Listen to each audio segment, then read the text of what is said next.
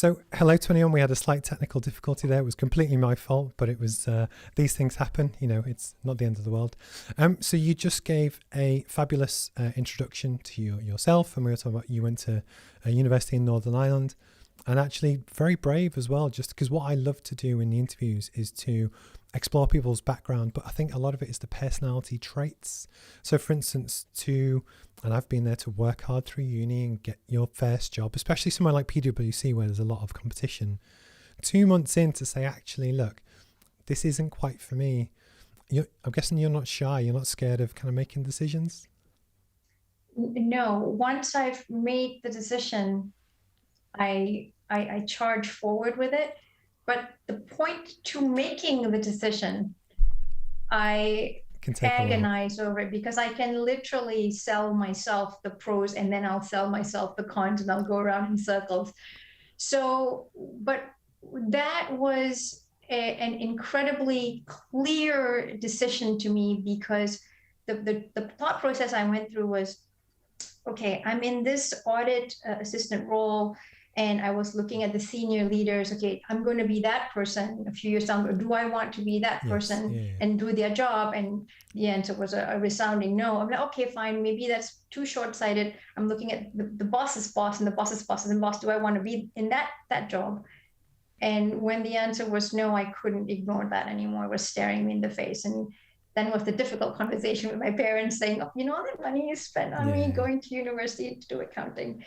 The job I took had the word accountant in it, account executive. So that helped a little bit that the word account was in there, but I did nothing with accounting. It was a sales role. It was a key account management role, but it helped. No, cool. Optics. So what I always like to do, if I can, is that when we'll go into obviously the global teacher, which we'll talk on, and actually the startup you're involved in. But I think for a lot of people, you're doing it now, but almost we'll talk about the journey, if that's cool, what you were like at school, where you grew up, because I think it's then when you see the personality traits and things that actually, especially with lockdown and, in the UK, we have like 1 million available jobs at the moment, but there are also a lot of people who are considering maybe a career change or doing something different or whichever, that actually some people might watch that and really resonate with what you say. And I think that's why, if you're happy to kind of share your story before we get into the good stuff, I just think it helps set the scene really well. Is that cool? Yeah, absolutely. And lots of stories around changing jobs and different things that I can share if that's something that you're particularly interested in, for sure. Well, so you said you grew up in Malaysia? Yes. Whereabouts? It's a really small town called the Merlo. It's on the East Coast, but actually not the coastal part of Malaysia, but really very central of West Malaysia, Peninsula Malaysia. Oh. So it was the part of the country that got hit by monsoon storms every year between November and December, which was unfortunately school holidays for us. So I spent most of my childhood school holidays stuck at home with a tropical downpour every single day. So yeah, it was fun. I used to live in Jamaica for a while. I was working over there.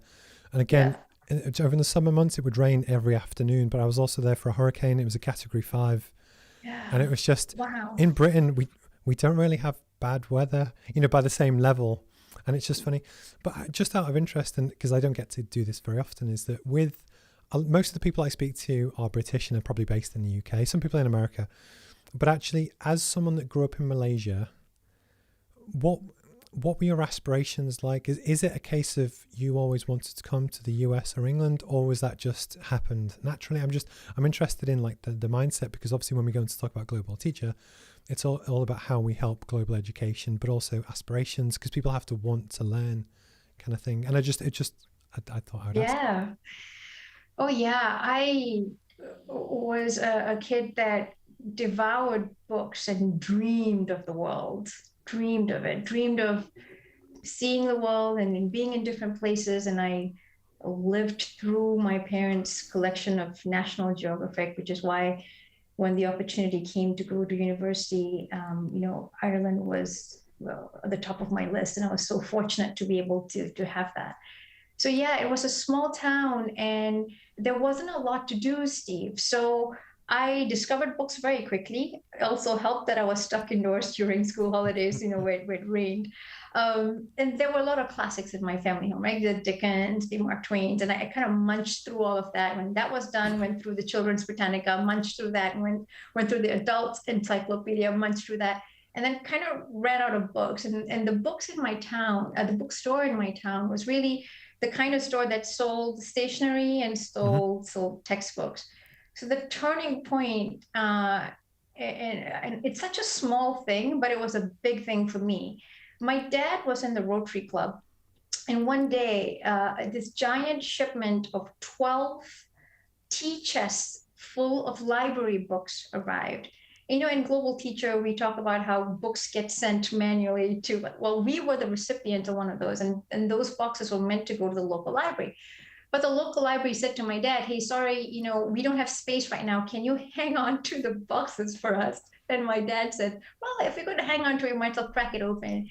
And Steve, I'll never forget my dad with the hammer and the chisel cracking open that tea chest, and the smell of tea that wafted out of that box. I'll forever associate books with tea. And inside that box were books by Asimov, Arthur C. Clarke, Stephen Donaldson, Julian May, Nigel Tranter, who wrote a lot of books about Scotland and Scottish clans. Maybe I would have discovered that in later years, but I was 9 or 10 at the time, and these were books that and worlds that I was now privileged to explore. And so when I talked about I was dreaming about the world, what sort of happened was 3 things. Number one, I had a time limit. In my mind, the library was going to ask for those books back. So I had to read really quickly, right? So there was this huge determination that I was going to learn how to read, and I was going to learn how to read fast. So somehow I taught myself to speed read. I don't know how, but I was powering through those books really, really quickly. And I wasn't daunted by the size of the books or how tiny the text was. So that was one thing. The second thing was that I was ingesting vocabulary at a phenomenal rate. And I hadn't realized that my little 9, 10-year-old brain was just absorbing all of this language. It didn't come out when I spoke, but it came out when I wrote. Wow. And you could see that my level of written English was really very high. And I kind of downplayed that when I was growing up because, you kind of don't want to stand out. But I realized that much later. But also what was happening was that I had a theoretical view of the world. I was a, interplanetary pilot for a space pod. I was a military commander who was horribly, sort of outnumbered, right, by the enemy. I was a botanist in a mining community. So I had all these jobs that people were doing and solving for in these books. And later on, I realized this was all like locked up in my head. But when the time came to strategize, to solve problems, to think of a plan A and a plan B and a plan C, it just came really naturally. And I think back, I kind of think it's because I had all that stories and problems and things that I was solving in my head. So yeah, that's cool. Because one of the things that just listening to what you're talking about, how enthusiastically you're talking about stuff, is that I think culturally, and I'll generalize, but I think a lot of children, me included, in the UK and the US and maybe a lot of places in Europe, take it for granted. So for instance, I wasn't a reader, but I also know a lot of kids aren't. They play on the phone, they're on social media, they're doing whatever. And it's almost where, there's a guy that's on the roadmap course that I do, but almost he grew up in Singapore. But actually, I do think in different parts of the world, the culture and the approach to learning is different. Don't get me wrong, I think yours is so much better than here, but it's almost where I think people that grow up in the UK or somewhere else almost take it for granted what we have. They don't know that kind of thing. Or likewise, a lot of people don't read. And I only really kind of discovered reading probably after university, so in my 20s or so. But for me, it was always about personal development stuff. I'm an engineer, but it's almost fact-based stuff is what kind of gets me going. Right. But it's just fascinating to hear you talk because I don't think a lot of people are like that, but what it also does, it kind of shows the character traits that you're obviously very keen to learn and get involved, but you also fundamentally appreciate the benefit that knowledge can bring to people if they have access to it. Have you ever thought about how different your life could have been if your parents didn't have National Geographic or those tea crates didn't turn up? Oh, all the time. Actually, I thank my parents all the time as well, because it was so interesting when the time came to move to Belfast. I was so confident. I felt so prepared, but no one had set me aside and said, okay, Mm-hmm. here's how to speak English, or here's how the accent's going to be, or here's what's going to be different. And instead I arrived, and yes, the Northern Irish accent was very different, but I had enough of a comfort with English that I could quickly hear the different things and not be confused and completely adapt. So, or 100% I would credit that to uh, the theoretical knowledge that I had gained from books, and then the missing piece was then completing that theory Mm-hmm. with real life, and that was also a great opportunity. Because I think that's one of the wonderful things that I was going to say good universities, but it's probably true of every university. But it's when you get to meet people from different cultures and backgrounds. Because so my mum was a single parent. She raised me and my brother, and I was the first person to probably go to university and do stuff to this level. But it was actually, when I look back, I was I say naive, but in a nice way. It was almost where I was obviously quite smart, but I wasn't worldly in the way that you or other people are. And what I always find quite funny is it's how different people, I think, develop different parts of their personality at different times in their lives, if that makes sense. And that's one of the reasons, just, so we could have in theory met at university, etc. But I think that's one of the brilliant things is that, especially if you make friends, you can learn about their cultures and their backgrounds and stuff. That confidence that you kind of spoke about, I probably didn't have until I was about 23, 24. And it was only after I'd been and worked overseas for a little bit and come back to really kind of know who I was. That it's really inspiring when you see people that kind of knew that at 18 kind of thing. I would take a step back and say uh, I wouldn't say I was fully confident that I knew who I was. It was almost the opposite in a way, because I was interested in so many things, right? So I didn't know what it was that my calling was. Mm-hmm. So when you talk to Chris Nutman, it's so clear what his calling was. He knew he wanted to do design, and it was very clear in his mind. In my mind, there were so many things that I was excited about, I was interested about, that in the end I chose accounting because I knew it would serve me well. Mm-hmm. But somewhere deep in my heart, I also knew that it would be the stepping stone, Yeah. because no matter what I did, having a knowledge of finances and numbers and the rigor that goes behind a degree like that would serve me well. But so there was that uncertainty, but the openness also, that when you're 18 years old, you go like, I'm gonna figure it out as I go along and hopefully not fall too many times. No, cool. Yeah. So what did you study at uni? I'm sorry? What did you actually study at university? I studied accounting. Yeah. Oh, cool. Accounting. Yeah. So almost in some ways that you were almost groomed to go into a PwC.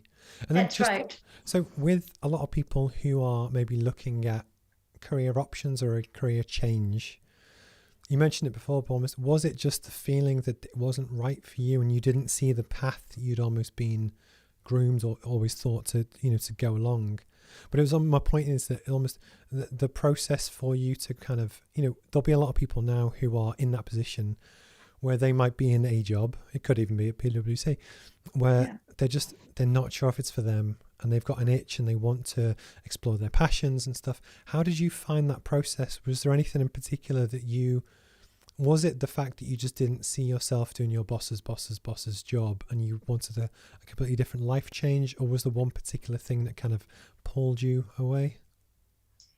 I think there were a couple of things. So the bosses thing was one thing. The other thing was the job itself. I think it suits a certain personality type. I had the skills, but I didn't have the deep desire to, like, and I had great attention to detail, but not to the level where I could do that day in and day out. And your caliber is marked by it. The really good auditors are the ones that have incredible staying power and the ability to do that day in, day out, and over and over again. So I could see that I would enjoy learning about it and doing it for about 6 months, but then I want to be seconded to another department, and no one was going to put up with that, right? I'm just an audit assistant. So I knew that that this journey wasn't mine. And then my mindset was, I've just graduated, and the time to explore the world out there is now. At this point, I can go and learn. And so completely by chance ended up in Pepsi, and the role was a sales role, and there were tons of training. So it was okay that I didn't have the skills, but it turned out I had the personality for sales and the ethic for it, I suppose. But I think it's quite clear to anyone that watches this. You've obviously got the entrepreneurial spark, but you have ideas. I think you get a huge proportion of the population almost. They're quite happy to do the same thing day in, day out, almost keep their head down, get paid, and almost they live their life outside of work. That work is just something to pay the bills. But you do get people that I kind of resonate with that almost they've got that itch. They want to keep learning more. It's like when I graduated, I went to work as a project engineer in Jamaica, and it was on $100 million bauxite chemical refinery. So it was a big, massive construction project. And in theory, my job I could do in 2 days a week. So what I was meant to do in 5, I did in 2. And then in the rest of the week, I was saying, look, can I learn your job? How can I do this? And I was constantly I was probably a pain in the ass. But the point is, I get it and I resonate because I always wanted to do more, because that's kind of the person I am. And even before we started the broadcast, I said to you off air that one of the challenges I still struggle with is people pleasing in a way that obviously I get paid as a consultant to do stuff for clients. And I just never stop. It's never enough to just say I think some people just have that, but that often aligns with people that are entrepreneurial, because you kind of need that, because you're not going to have anyone pat you on the back but I think when you explore someone's journey, that comes out, or for me, it comes out anyway, but it's just, and I love that. I think that's really true, that this idea of going and learning new things, and I can see, right? Because Steve, you had to go learn how to do podcasts and learn how to deal with all the digital stuff, and that's amazing. When I was at Pepsi, the structured key account management training that we got was really so easy. It came very natural to me, and I loved it and I enjoyed it. But I was also a pest to the to the manufacturing team, because there was also a team that manufactured the Pepsi in cans, and there was a factory manager there, and I'd go and ask her about how things work. But I worked in the part of the business that was responsible for the soda machines that were put into the KFC and the Pizza Hut stores, and it's called Fountain. And I would go and sit down with the technicians and watch them open up the machines. And I would want to learn how it worked, because sometimes I'd go into a Pizza Hut store and they would say, oh, your machine's not working. And I'd want to be able to say, oh, let me try 3, 4, 5 troubleshooting things. And I wanted to know that. And at first the texts were like, oh my God, they must have thought I was so annoying. But I cannot tell you the number of times I saved them a trip out to the store, because I happened to fix something myself. I'm very proud of myself at that point. But yeah, that's an example, I'd say. But just, now that we're both a bit more senior in organizations, if you were to look down, it's funny because at the time you never notice, but those people stand out. The people that they do their job, but they look to do more, and how can they help, and how can they fix it? How do the machines work? Can I fix? And it's just, you spot in almost any business, you spot the rising stars. And I think as a kind of leader, as the more you go through your career, it's the way to kind of nurture them, still challenge them because they still need to learn the basics. But now I'm sure, in the different jobs you've had, those people just stand out like a sore thumb. You can see them a mile away. And I remember even in the past when I've given talks at universities to engineering students, and there might be 80 people in the room, and you can spot the 5 that are actually listening and they're nodding and they're engaged, and that's within minutes. And but the point is, people always worry that when they're in a job or in a career that it's not recognized what they do. But my point is, well, actually, I was going to say it is. Not everyone might do that. Have you ever had almost a boss or a leader that you felt that wasn't didn't give you any recognition or recognize how much hard work you put in, or have you always kind of worked under good people? Oh, I've always had the good fortune to work with very, very good bosses. There are probably a couple of bosses that maybe were probably also early in their leadership career that probably didn't know enough to go like, actually recognition is more important than making me look good. I'm sure they learned that along the way, but very small instances. But what were you going to say about those bosses? Well, no, but it's true that you have. So the way I always view it in the companies that I work with, I treat people as I wished I was treated. Like, I've had jobs in the past where one of them, when I worked public sector, the lady who was my boss was lovely, but she kind of admitted that there was no career progression for me there because she was there and she planned to stay there a long time. But as someone that's young and enthusiastic, I just knew it wasn't the right thing for me. And again, you see a lot of the companies where people bring someone in, they get them to do a task, and all they want them to do is stay in that task. They never once think about what might that person want to do with their own career, what do they want to do next. And not thinking about other people's career plans or aspirations will mean that that good person will one day just leave because they feel that they're not valued. But I think when you've been that person, you maybe understand that as where, not everyone is, if that makes sense. And it was just, when you've had good and bad bosses, sometimes, that's where I always say to people, if they've got a crap boss and they're not enjoying work at the moment, you often learn more from the bad people than you do from the good, because you learn that when it is your decision, what to not do, if that makes sense. That's right. So what did you do after Pepsi? Almost walk us through from Pepsi through to kind of today. Sure. So at Pepsi, I was still in Malaysia. And when I was 25, I found out about a visa that would allow me to live and work in the UK. Wow. So remember that, I'm Malaysian, so I can't just come over like if I had a job or anything. So I found out about this visa, but the requirement was you had to be under the age of 26. It was a Commonwealth visa. Malaysia was part of the Commonwealth, or is part of the Commonwealth. So I applied for it, got it, told my parents I had a job. I didn't want them to worry about me. And thank God they said yes. So off I am on a plane. And I told the folks at Pepsi, hey, thank you so much for teaching me everything. I'm going to be in the UK now. If you're ever in London, give me a buzz. And these are like super senior people, right? And I'm like this little tiny small fry, but I gave them my email address. So I show up in London and was exploring and did a small few jobs here and there just to make some money. And then Mintel, which is the company that I joined next, had signed a contract with Pepsi to run a global study on the quality of soft drinks at fountain machines at Pepsi and KFC and Pizza Hut stores globally. So of course, the person who had signed that contract with Mintel said, are you looking for a project manager?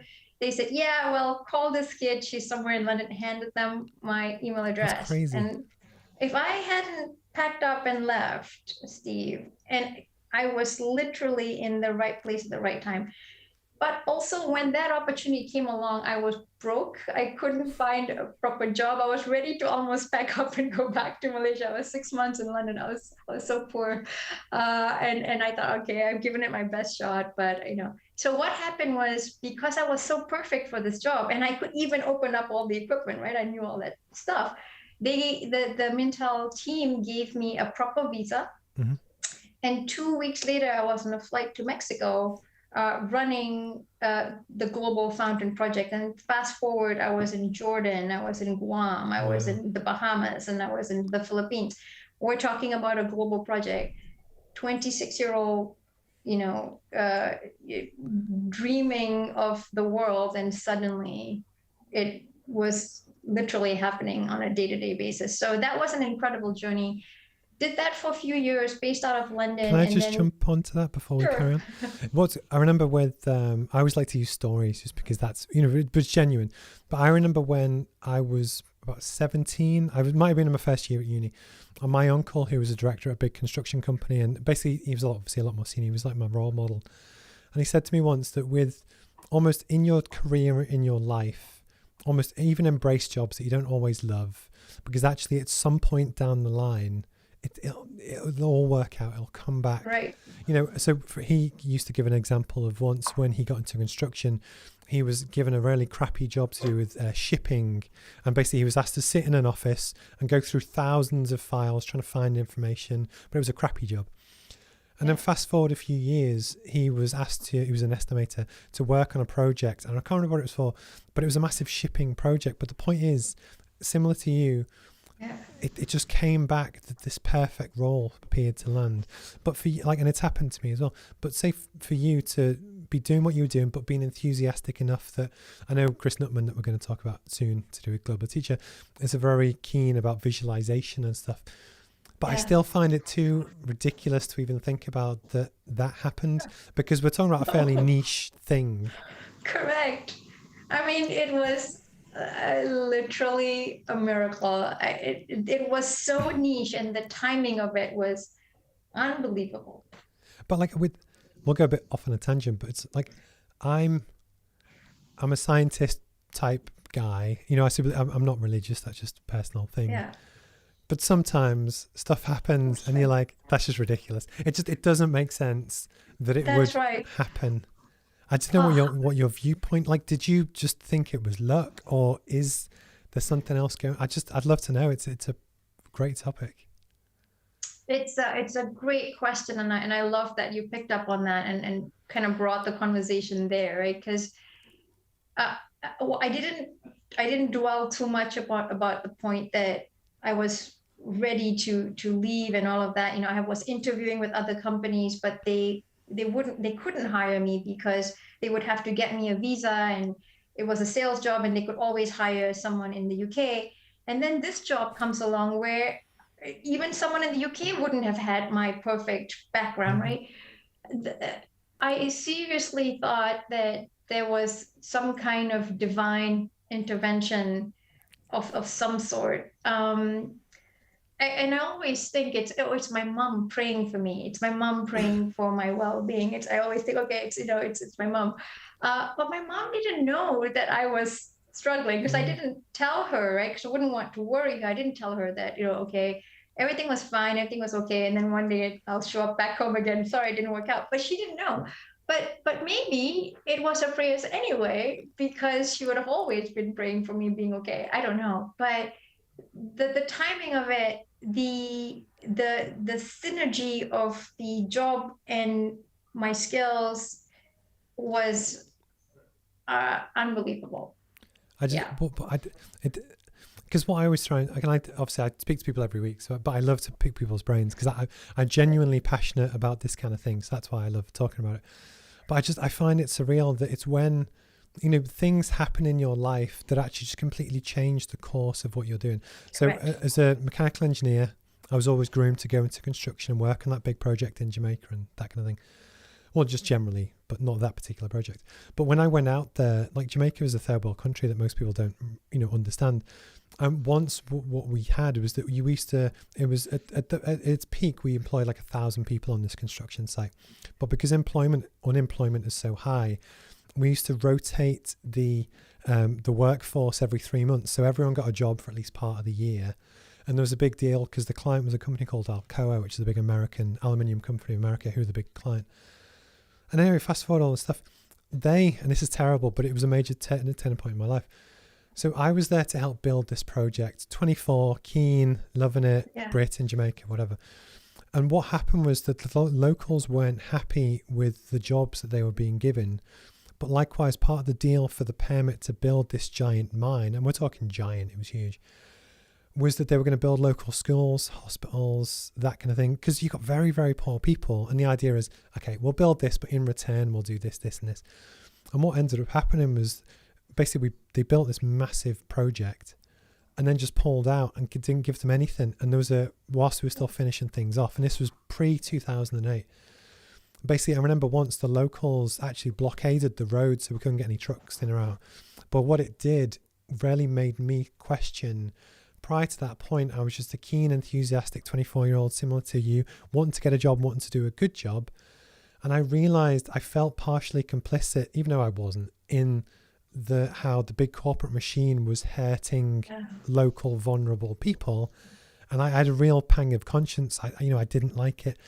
So I ended up applying to do a PhD back at Sheffield, but because I wanted to actually help teach and educate and just take my whole life in a different path. Yeah. But it's just when you have life experiences, I guess you can either take it and run with it and learn from it and use it, or not.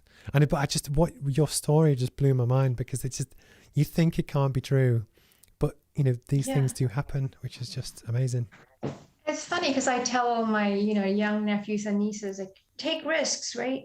Because when I think about the journey to get here, it was really one risk after another. Risk number one, leaving my PwC job and going into PepsiCo. Risk number two, applying for this visa. And it's not the done thing, right? For youngest daughter and in a sort of culturally conservative family to pack up and go off by herself and unmarried and all of that stuff and go off to the UK. And the other risk was that I really didn't have a job. I had a couple of friends and I just trusted that I will find something. If I had to waitress, I'd waitress. I knew that I would do that. If I had to work in a shop, I'd work in a shop. But so that was the second risk. And then the third risk was really just putting a lot of myself out there, putting my CV out there, applying for different things, and then all of the rejections. And the worst part was I'd always get to the final interview and then be told that, oh, okay, yeah, we can't apply for a visa for you. And I'm like, okay. And then that got really hard because I had to do so much work to get to that final interview. There's so much prep that was needed. So yes. And then for that to happen, it was pretty phenomenal. So yeah, I always say to my nieces and nephews, take the risks, take them early, fall fast, and then pick yourself up and then off you go, right? So that was my sort of, wow.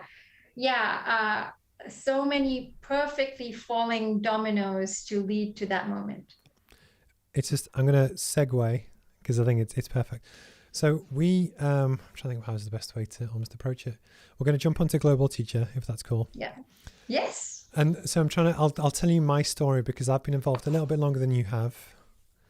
But it's just, so I went through my career, got a job at a PLC energy firm, floated on the stock market, really fascinating, but I hated it. I didn't like the person I was working for. Culturally and ethically wasn't me, and I knew it wasn't me. And, I wanted to leave. Anyway, I eventually ended up leaving, setting up on my own as a consultant, doing my own thing, following my own passions, but being able to work on cool stuff.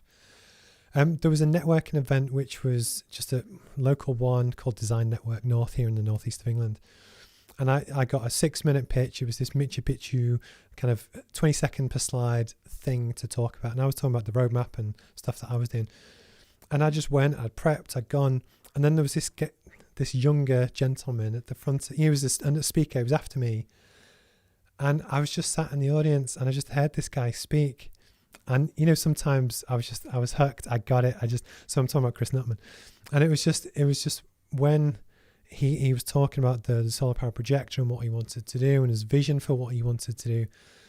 But the fact that we're both we've got a design kind of engineering background, and it's just, I almost saw him as like a younger me, which sounds really bad, but I related to someone that had the passion and the drive, but we'd never met before.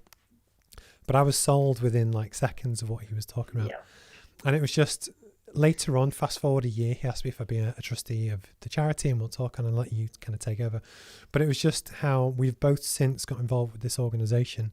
But almost for both of us, we've both got energy and passion, but life experience from lots of different places, both metaphorically and geographically. That I couldn't not get involved. It was just one of those things that was pulling. And then obviously since we've met as well, which is cool. So would you like to tell people about Global Teacher?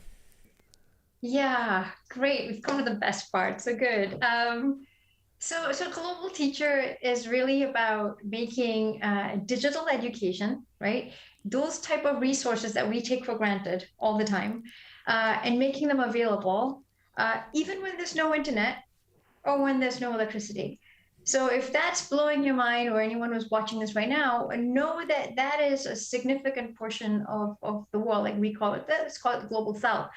And this, 14% of the world is illiterate, right?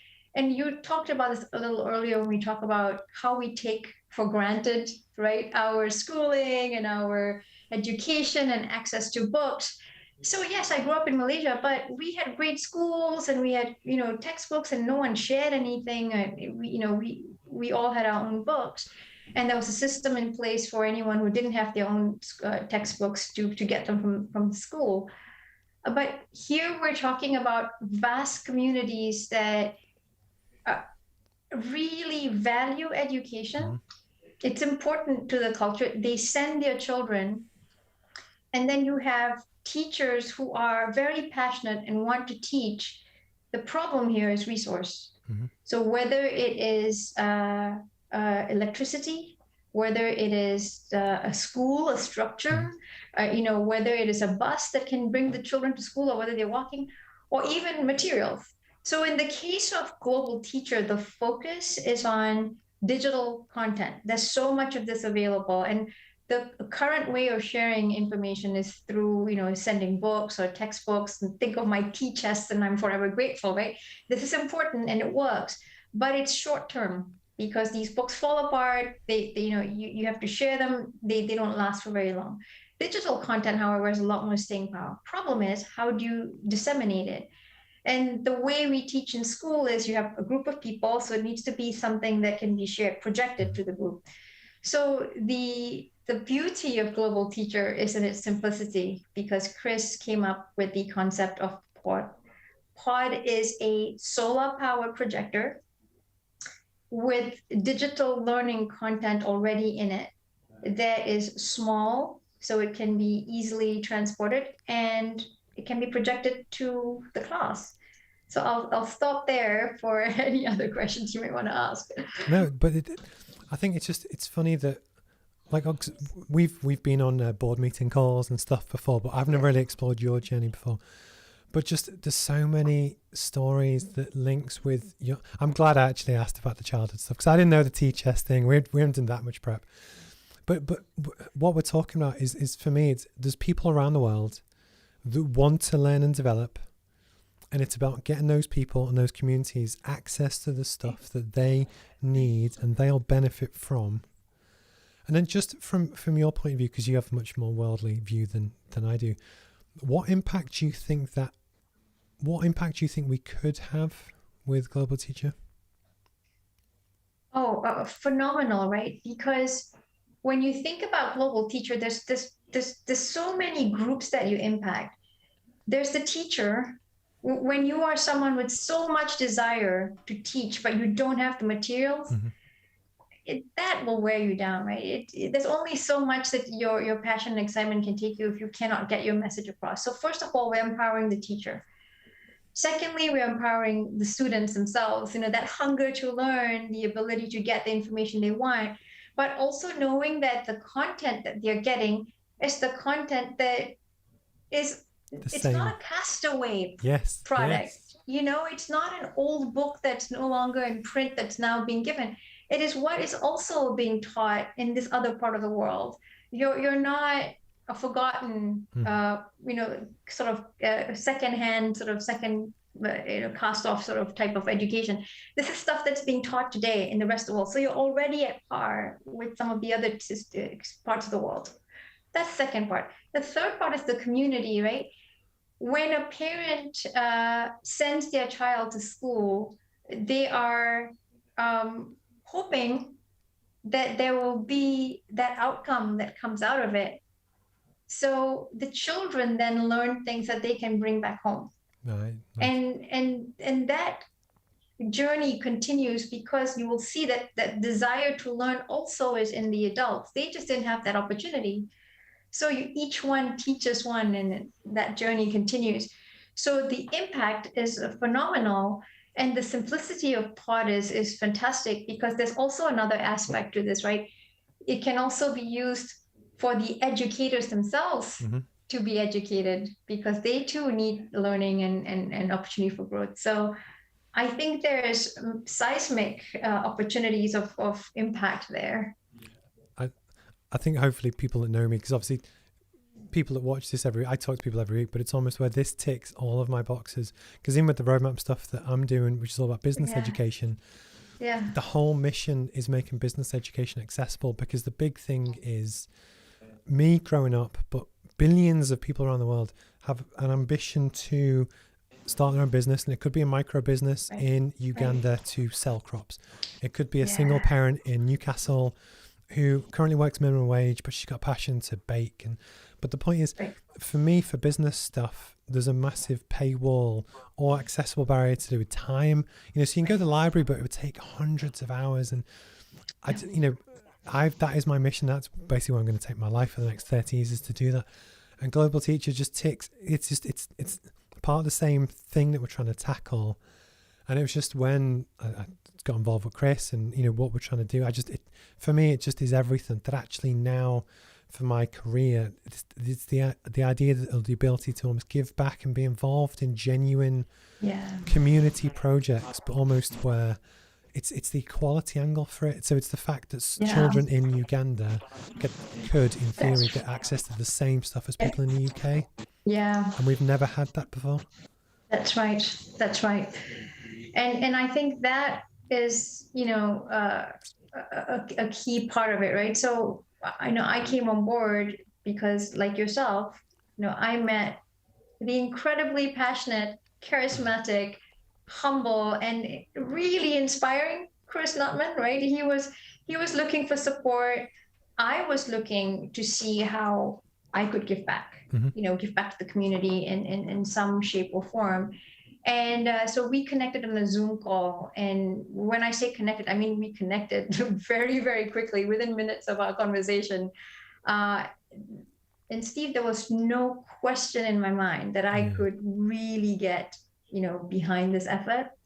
And of course, it doesn't escape me that all of the opportunities that I have had have been a result of getting access to information and resource and yes, maybe I didn't grow up in a digital world where you can quickly search for something and get that information, but there was desire to go and hunt that information down the old-fashioned way in an encyclopedia. And I know these kids would be in the same boat. So yeah. So we have, the date just changed, but we've got a launch event coming up. Yes. Do we know when it is yet? Yeah, I think it's on the 2nd. It just needs to be. Would you like to tell people about it? Just kind of what we're looking to do. Yes. Yeah, absolutely. So, and thanks for the platform, Steve. So I'm going to totally plug this. There's a launch event with Herman Miller. The team is planning a trip to Kenya.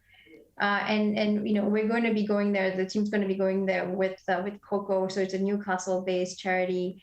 And the idea here is that for about 10 days, the Chris and the team is going to be traveling over there for a little more than a week and take over about 10 projectors. Mm-hmm.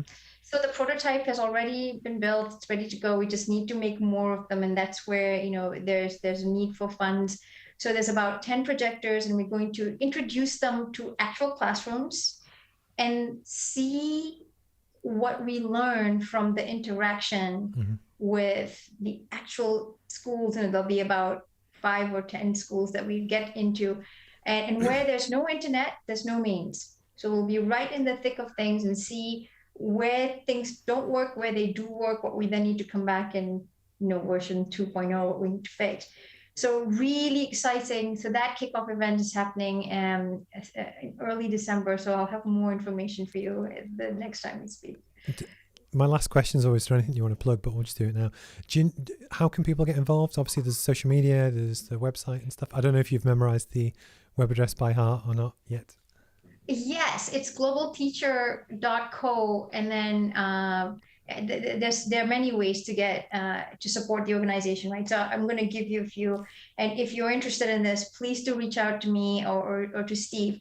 But first of all, we need monetary donations, right? We need to build these projectors, and we're going to then test it out very soon next year directly in schools. So anyone wanting to donate, please get in touch. And I think, Steve, if we can afterwards maybe share a link or something, that would be really useful.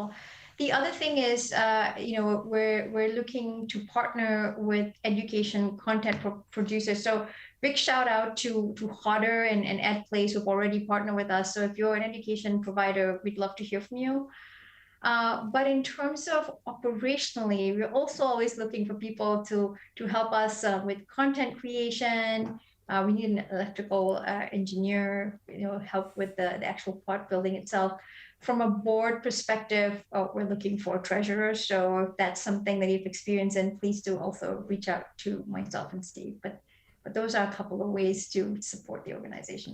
See, I had all these questions about why is this important to you? Why do you want to get involved? But I'll be honest, I think we've kind of covered it. We've answered it, yeah. Just because this is a business related kind of podcast, can we ask about your day job? Is that cool? Yeah.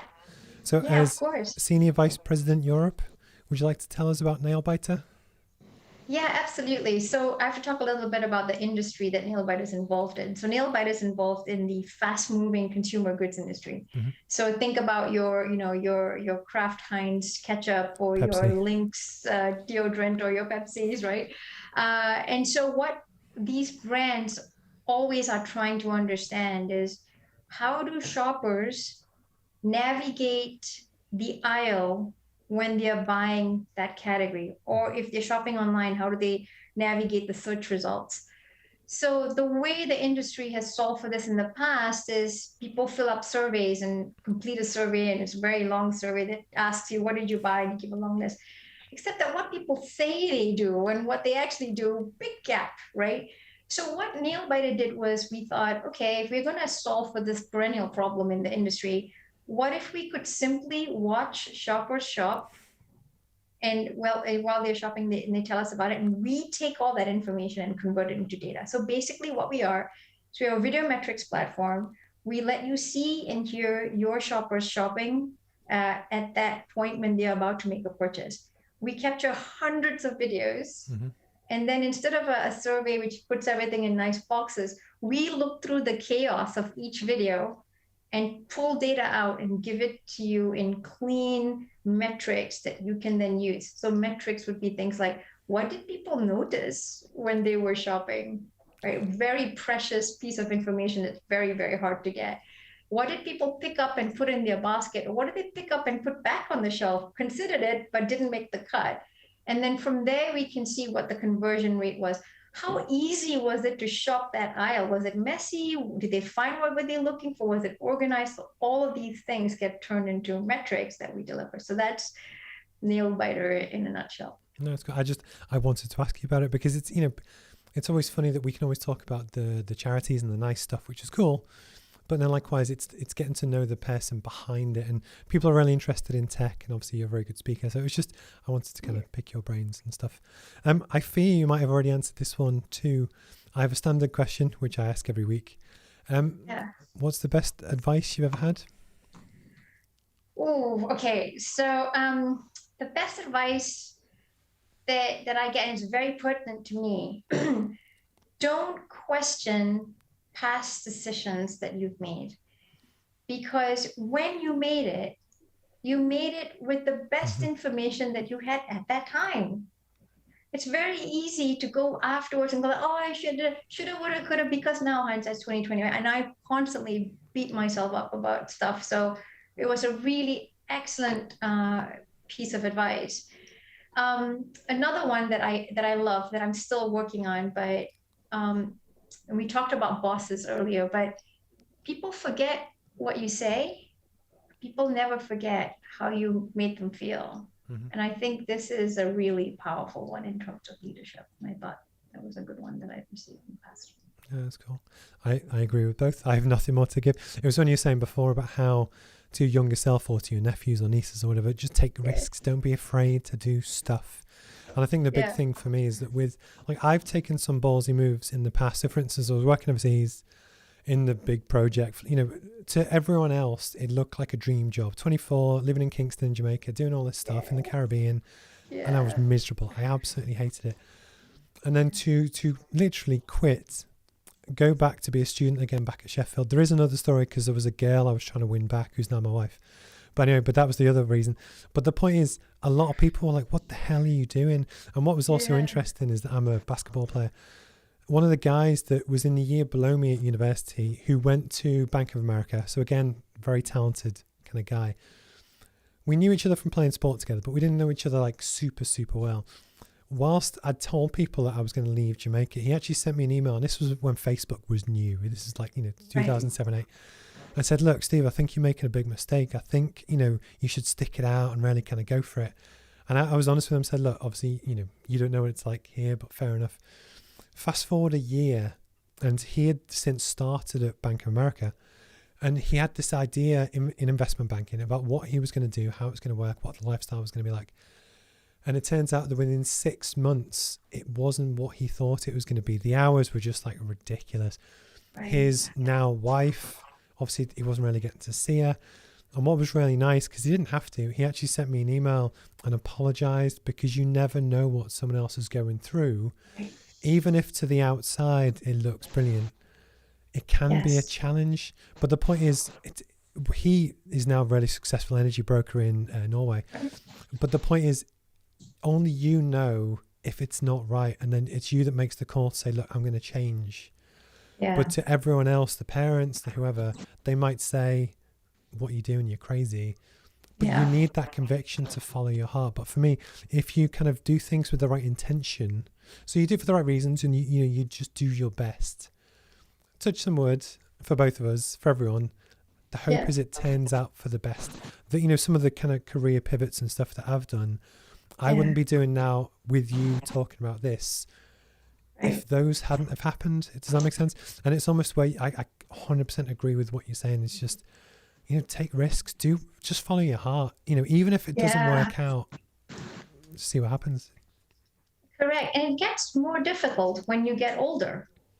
The appetite for risk taking is much higher when you're younger, right? So do that early. And then when you find you've done it, it's not so hard to pick yourself up. What gets really difficult is when so for example, I was at Mintel for 10 years, and I did lots of different things at Mintel, and I loved it. I still love the company. Met someone there a few weeks ago for lunch, actually. So we're still, very much in contact with the team there. But when I realized, gosh, I've been here for 10 months, and I realized for 10 years, I was scared to leave. Mm-hmm. That was when I knew, okay, oh gosh, I've actually got to leave now, because I'm terrified of leaving. And that was an impetus for me to move on to my next journey. But yeah, I would say taking risk would be an advice I'd give 100% to others. I've got to ask you, what's the dream? Just, fast forward, pick a year, 20 years from where do you hope to be? Like, we were talking about visualization before, those positive vibes, putting it out there. Because again, the beauty of this, when it all goes onto YouTube, unless YouTube fails, it's going to be there, and it's the ability to look back in 10 years' time and go, I remember we hadn't even properly launched Pod yet, and now it's done this. What's the dream for you?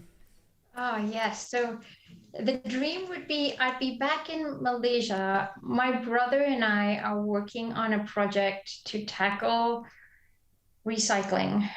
Recycling is a topic very close to my heart. And I'd love for us to be in a place where we are making headway with that. I'd love for Global Teacher to be a phenomenon across the world. I'd love for, tremendous impact to have been made and strides made with digital education across the world. So, but I would like to see myself back home in Malaysia and, reunited with my family. I've been away from home for a long time. And the Dane is very happy at the prospect of living in a tropical, sunshiny place. So no, I do love Malaysia. And it's just, I love to ask, because, likewise, touch some wood, if we stay in touch, you often don't realize that the progress you've made yourself, because you were in it all day, every day. Yes. It's part of the reason this is just, I don't write a written journal, but I do videos. But it's almost, I just love the ability to look back and then celebrate other people when they've done stuff that they, And, you know, in a few years' time, when you've nailed recycling and everything else, I'll get you back on and we'll talk about it. Absolutely. Now, if you had asked me what advice I'd give my younger self, because, you know, you asked this to some of your guests, what I would have said was, I wish I had kept a diary. I wish I had kept a diary of all of those trips and adventures and even what seemed really boring everyday things. So I guess it's a note to myself that it's never too late. I need to start keeping a diary now, you know. Do you take photos? I do. I take photos, quite a lot of photos, but I'm thinking about those days when, you know, when I was 25, 26 with my Nokia phone. This was in 2002, and a Nokia phone that worked everywhere in the world. There was no photo taking with that Nokia phone, sadly. So why do you ask about photos? Well, so I'm one of these people that I've always been into my cameras, hence why I learned how to do this, because I've always been into it. But actually, rightly or wrongly, on my multiple backup hard drives, I've probably got 200,000 photos. Wow. From everything. But even, for instance, on the businessy type stuff, I take photos of the little milestones. So the first time I sent a pack to anywhere overseas, and I use it, and I have them all journaled, so that, yeah, I'm sure you've seen the photo of Jeff Bezos with his door desk, and it's Amazon, which is a spray painted sign and stuff. I try and do that you can't see it, but I've got I ordered a big neon sign I've got a rebrand coming, and it's going to go on that wall behind me. But just, I was unpacking it before, and I journal everything because I love to look back, and I've got photos from, I'm not going to say my whole life, but kind of, and it's just because I have a very visual memory, but I love it. So for instance, I take snapshots of like stuff that to anyone else would say, what the hell is that? But to me, I love it. But you know what it is. Yeah. But no, I love it. Yeah. I think taking photos are a great way to keep track. And I think ever since I've had a smartphone, I've taken lots of photos to commemorate. I think it's the earlier years. I used to take a giant digital SLR with me because I love taking photos, but then I realized it did make me look like a tourist in many of these places, and I wanted to be more discreet. So I swapped that with a small digital camera instead. Can I let you into a little secret? And this is as someone that has spent a fortune on digital cameras. I've got two in front of me that are very expensive. Yeah. Nowadays, modern iPhones, the cameras are so good. Just take your phone, honestly. No embarrassment, whatever. Yes, there's a fun in doing it in full manual and whatever. But the truth is, for most daylight applications, or even now with the new ones, your phone is better than you spend $5,000 on a camera. So it's guilt-free. You're good to go. But no, genuinely, I appreciate your time and everything. Is there anything else you would like to plug before we go?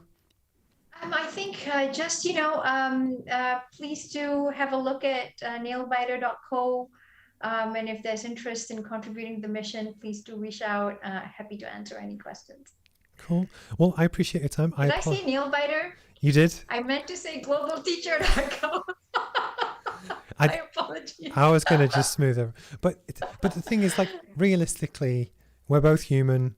Okay, you're at home, I've got an office. But the point is, like, when we talk about, it's a Brene Brown thing, but almost a vulnerability, but it's the fact that we're real people, that when things go wrong, when my Wi-Fi cuts out 4 minutes into an interview, when it doesn't matter. It's a first world problem that I used to worry, the sound wasn't quite as good on this week's podcast. Nobody cares. It's about for me, someone, even just two people discovering you, maybe a little bit about a global teacher, that just raises awareness to go, oh, that's quite cool, I'll check that out. And for me, that is the win.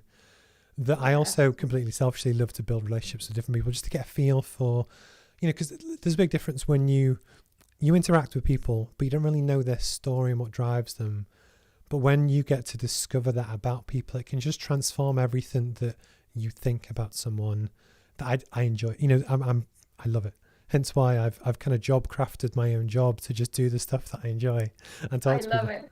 So it's great. And I've loved getting to know you too, Steve. This was really lovely, and I love that you shared a little bit of your journey too, because it was really nice to hear how you've come along this path as well. It was really lovely. But on that point, I say this every week, but one of my big pet peeves is that, especially on social media, too many people try and be perfect, and they want it to be this perfectly polished version of themselves, or when things go wrong, they ignore it or they sugarcoat it. And one of the big things that I'm passionate about is that you have a lot of people out there on their own journey, career-wise or business-wise, and it's not going as well as they hoped. But all they ever see is other people pretending everything's perfect. And it's heartbreaking. A lot of people struggle with mental health. And it's just, if they know that other people struggle as well and what they're trying to do, and they're, you know, like when we were talking about before, when, it's happened so many times, but when I left Jamaica to go back and do a PhD, and then later on when I, you know, left that to move to the northeast of England, there's been loads of times through my life where you've had to make a gut decision, which was horrible, but I wouldn't change it now. That's right. But you never know that. It's almost, you know, if anyone is watching this who's going through a really shitty time, it could be to do with COVID, it could be to do anything. Yeah. It's having faith that as long as you try your best, you just reach out, talk to people, network, touch some words, it'll work out, which is cool. And that's why I like to talk, for one, just, you know, but I always try and be honest as well, just about stuff as well. I know how busy you are, so I won't keep you, but thank you for your time. It's been a pleasure to catch up. So 2nd of December is the Hem & Miller launch event, hopefully. And they might also sell a chair out of it as well, because I've been looking for one for a while. So whilst we go and do the launch event at their studio, I am also shopping for some new office furniture as well. So fantastic. So cool. Well, thank you for your time. And get in touch. Cool. Have a nice day. Thanks so much, Steve. No worries. Take Thank care. you. Bye-bye. Bye-bye.